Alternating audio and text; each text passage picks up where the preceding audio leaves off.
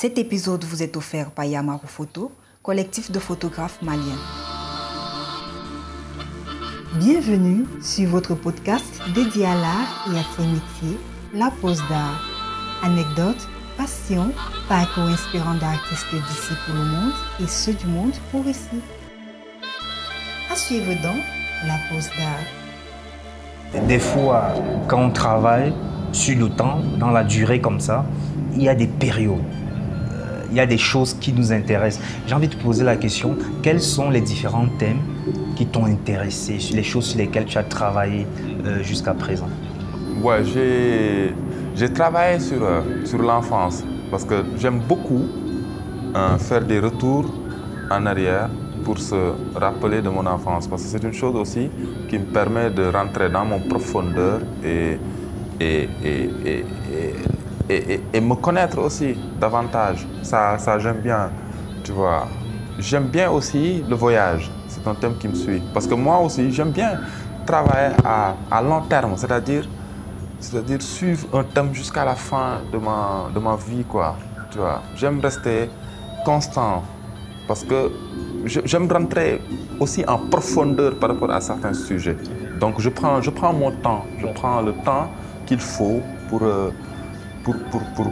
rentrer en contact, tu vois, parce que j'ai pas, il faut que la chose me parle, tu vois, il faut que la communication entre moi et cette chose choisie puisse continuer à une longue durée, parce que je me dis souvent que montrer n'est pas être vu, c'est-à-dire on ne fait pas juste de l'art pour exposer, tu vois, on peut faire de l'art sans utiliser d'autres formes d'exposition.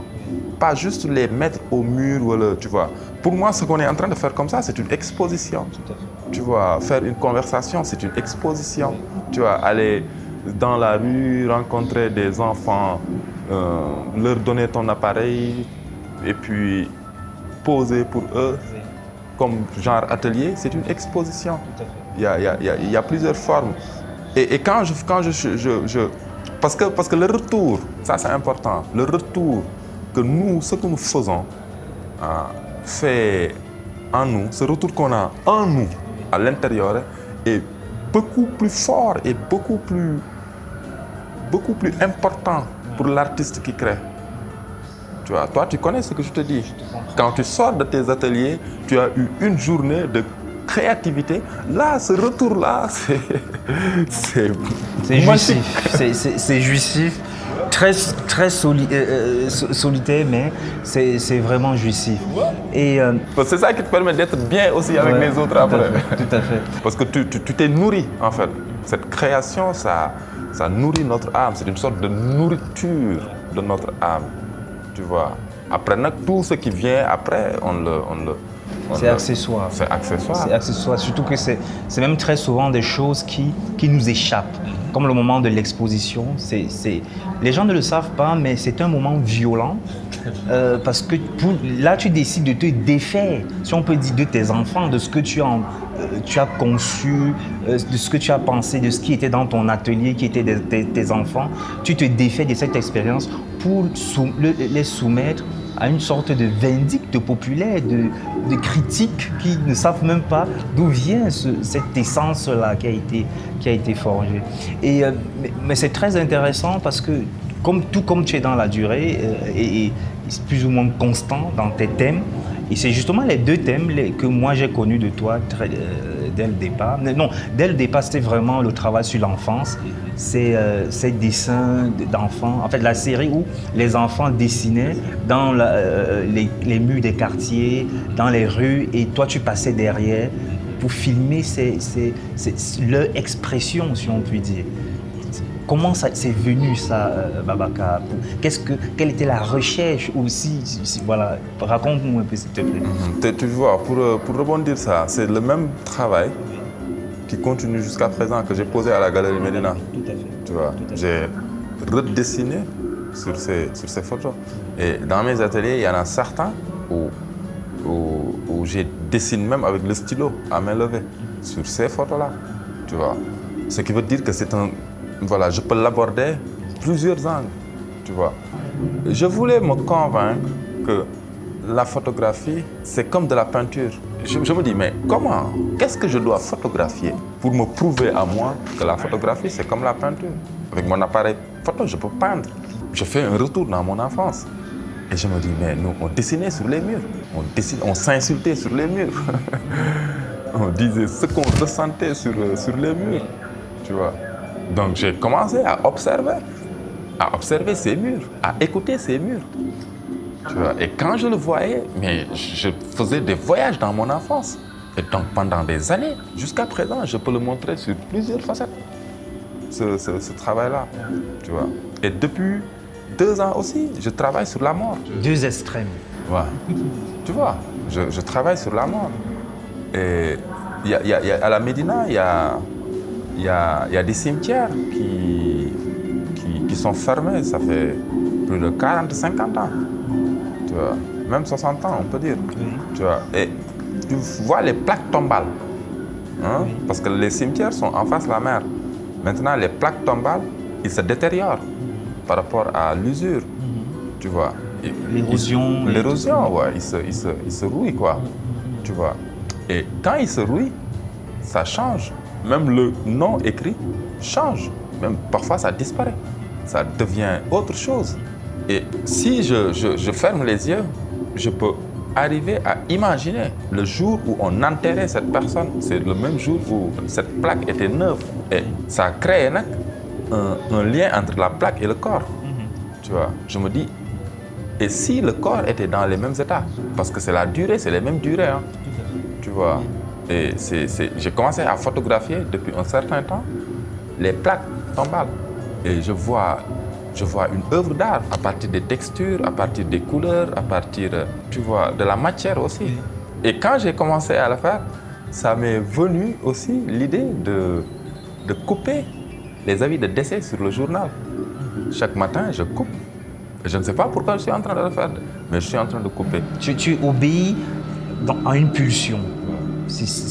Parce que quand je t'écoute, Babaka, moi j'ai vraiment ce sentiment-là que tu es un artiste qui est dans la pulsion. Tu écoutes les énergies qui sont autour de toi et tu te laisses guider. Tu obéis et après tu constitues.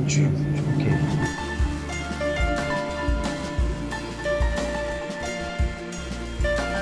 Ngassam Yvon, nous, on est des outils. L'artiste, pour moi, c'est quelque chose, c'est l'antinord. C'est quelque chose sur lequel on fait juste passer des choses. Il y a une énergie qui est supérieure, tu vois.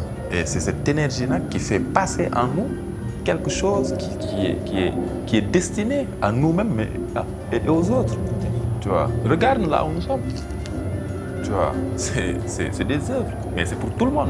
Tu vois, depuis qu'on est là, il y a des enfants, il y a des papas, il y a des femmes, il y a des vieillards. C'est pour tout le monde, c'est pas juste pour l'exposition. Tu vois le mot exposition? Oui, pour rappel, nous sommes dans le musée national au Mali, le musée national du Mali, lors de la rencontre africaine de la photo. On est juste ça. Des passeurs. Des passeurs. C'est comme ça, parfois on nous dit vous êtes des prophètes ratés. Non, on n'est pas des prophètes ratés, on est des artistes. Voilà, on est juste des artistes sur lesquels on fait passer des choses. C'est juste ça. Si tu me le permets, Babaka, j'aimerais aussi qu'on évoque le deuxième thème que j'ai rencontré de toi lors de la Biennale de Dakar 2018. Babaka a fait un travail vraiment pour moi d'une poésie sans pareil. Tu as, pendant des jours, peut-être des mois, je ne sais pas, fabriqué des petits bateaux en papier, comme on le faisait dans notre enfance justement, pour évoquer la mémoire de tous ces migrants morts en essayant d'aller vers leur liberté, qui est un droit fondamental. Ça m'a beaucoup ému.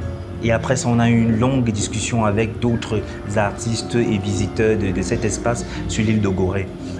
Parle-moi s'il te plaît de ce travail-là. Comment il était venu? Dans le quartier où je vis depuis mon enfance, dans le quartier où je travaille et je vis même, tu vois, j'ai des copains d'enfance. Beaucoup de mes copains d'enfance, il y en a certains qui sont partis 2 ou 3 fois rapatriés. Il y en a certains qui sont partis, qui sont restés en mer. Il y en a certains qui sont partis, qui ont réussi à rentrer dans le sol européen, tu vois. Et c'est beaucoup de discussions. C'est des potes avec qui je suis incapable de les conscientiser. Ils s'en foutent. Ils ne prennent même pas ce que je fais au sérieux. Tu vois. Donc, je ne peux pas avoir cette casquette de sensibilisation. Je ne suis pas dans cet état d'esprit. Je ne sensibilise personne, tu vois. Mais c'était un travail de constat. Après toute cette discussion que j'avais accumulée au cours des années, ça m'a choqué parce que je connais la mer, j'habite à côté de la mer. Tu vois, je ne sais pas nager, c'est vrai, mais si je prends la chaloupe pour aller à Gorée, tu vois, il y a certaines heures, surtout au retour, ces débordements-là, ça m'a fait un peu peur, tu vois. Donc, quand on me dit c'est 15 jours, 20 jours que moi j'ai pris la navette Dakar-Ziguinchor, juste moins de 24 heures, ça m'a, tu vois, c'est des choses qui m'ont traumatisé un peu, quoi, qui m'ont choqué, tu vois. Donc, je voulais représenter un nombre. Mon but, c'était juste ça. Je me dis que 35 491, c'est là où je suis. Toi, tu as vu 26 000. De 2000 à 2016. Maintenant, je suis de 2000 à 2020. Et je suis en train de fabriquer toujours 2021. Tu vois, et peut-être 2022, tu vois. C'est un truc qui continue, quoi. Chaque année. Tu continues de fabriquer ces petits bateaux-là, ouais, en hommage à ces disparus. Bien sûr. Tant qu'il y aura des personnes qui vont partir, moi, je vais fabriquer mes bateaux, tu vois. Et c'était juste une représentation de ce nombre que je ne connaissais pas physiquement. Tu vois, je connais 35 000 francs, tu vois, mais 35 000 personnes, on le dit comme ça, avec 35 000. Mais les gens n'arrivent pas à imaginer le nombre, quoi. La chair de ça, c'est pas l'aspect, comme tu dis, l'aspect physique. Visuel. On l'a, c'est un nombre mental. C'est une représentation mentale, 37 000. Mais physiquement, c'est quoi? Physiquement, c'est quoi? Ouais. Et c'est ça là, qui m'a fait... Mais je suis allé jusqu'à je pense, 2000, 3000, 4000. Et quand... Petit bateau, parce que j'avais des papiers à la maison. Et comme je suis un peu parfois manuel, j'ai commencé à les fabriquer. Les gens, ils venaient chez moi, on discutait, non, moi je fabrique. Et l'immigration est venue comme ça, comme pour te dire, cet outil qu'on est nous, tu vois. Ma première pirogue que j'ai fabriquée, ce n'était pas pour aller vers cette direction, entre nous, Ngassam. Non, je fabriquais, je posais, parce que je... C'était ta quête encore, tu étais dans ta quête à toi. Dans ma quête. Vouloir représenter physiquement ce chiffre-là, ce nombre. C'était quelque chose qui m'a... Mais quand je suis arrivé à 2000, 2500, c'est à partir de ce moment que j'ai ressenti que je vais aller vers ça. Donc j'ai commencé à faire des recherches sur Internet. C'est là-bas que j'ai connu OIM, Organisation Internationale pour la Migration. Une fille qui me donnait chaque année le nombre de... Et c'est comme ça que c'est comme ça que c'est venu. Mais la dernière intervention que j'ai faite, il y a quelque chose qui s'est rajouté. Tu vois. Parce que quand c'est un ami qui m'a raconté dans leur pirogue pendant la traversée que quand les gens parfois ils meurent, on les jette en mer parce qu'ils deviennent lourds. Et quand ils deviennent lourds, ça peut faire couler. Voilà. Donc, et quand ils les jettent en mer, moi dans mes imaginations, les poissons, ils les mangent. Et quand les poissons, ils les mangent, le pêcheur, il pêche le poisson. Et on le retrouve dans nos plats. Et nous, on mange le poisson. Tu vois. Donc, sur les photos, la dernière fois, j'ai peint avec le sang. J'ai rajouté du sang, comme ça, sur les photos. Parce que c'était aussi pour moi de sortir en nous ce sang humain qu'on continue de manger. Et c'est du sang humain que tu as utilisé, tu vois? Je me coupe et voilà, je sors ça. C'était important pour moi. Mais c'est des moments de transe aussi. Quand je suis dans des dimensions comme ça, c'est des moments de transe. Le fait de écouter l'énergie en fait qui guide. Et ce jour-là, nous avons eu une conversation et je t'ai posé une question que je vais te poser encore là. C'est, es-tu pour ou contre l'immigration? Non, l'homme, il doit immigrer, tu vois. L'homme, il doit aller partout où il veut. Quand le monde était uno, il n'y avait pas de frontières. Le monde appartient à l'homme. Et l'homme, il a le droit d'aller où il veut, quand il veut. Tu vois. C'est pour ça que, tu sais la force de l'Afrique. Hein? C'est qu'en Afrique, tout le monde peut rentrer n'importe quand, sans ces protocoles administratifs. Tu vois, parce que c'est la terre de tout le monde. Tu vois. La terre mère. C'est la terre, on le dit. Tu vois. La première personne qui a découvert l'autre partie du monde, il vient d'Afrique. Il a immigré, il est resté là-bas, il a fondé une communauté. Donc nous, on doit partir partout. On se parlait tout à l'heure que d'ici 100 ans, nous, on ne sera pas ici. D'ici 100 ans, peut-être il n'y aura pas ça dans ce musée, il y aura autre chose. 100 ans en arrière, il n'y avait pas ça. Tu vois, le monde, il continue. Le monde, il continue à son commencement. Il va vers son commencement, tu vois. Tout ce qui se passe, ça va se terminer. Et c'est ça, c'est la photographie qui nous a permis de comprendre ça. La manière la plus simple pour comprendre ça, pour moi, c'est la photographie. C'est cet instant-là qui s'est passé, qui est conservé, figé. Tu vois, et on est dans un autre instant. Tu vois, cet instant-là, ici, maintenant, après, ça va être d'autres instants. Et les instants se suivent, se superposent. Et c'est ça qui, la photographie même, c'est la vie. Tu vois, c'est cette superposition d'instants qui après fait un film, tu vois. Et le film, c'est notre vie. Tu vois, nous, on est peut-être au début de notre film. Et après, il y aura d'autres films qui vont commencer, d'autres films qui vont...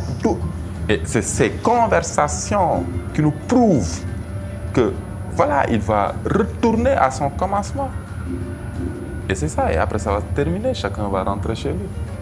Alors pour toi, tu m'avais dit ce jour-là, d'ailleurs, que pour toi, le migrant clandestin, c'est un héros.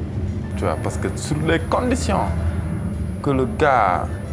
La société, parfois, il te pousse, si je n'ai pas, comme une pierre.